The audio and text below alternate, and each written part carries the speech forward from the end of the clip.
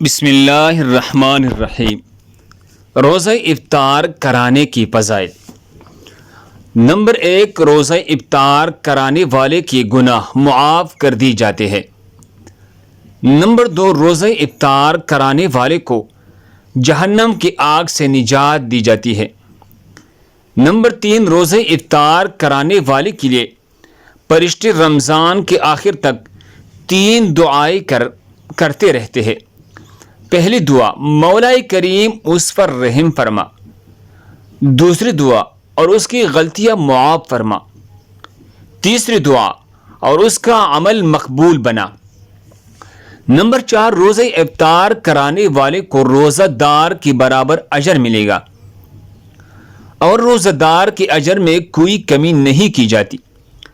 Number 5، روزہ افطار کرانے والے سے لیلۃ القدر میں جبرائیل علیہ السلام مصافحہ کرتے ہیں۔ جس سے جبرائیل علیہ السلام مصافحہ کرتے ہیں اس کو 2 فائدے حاصل ہوتے ہیں۔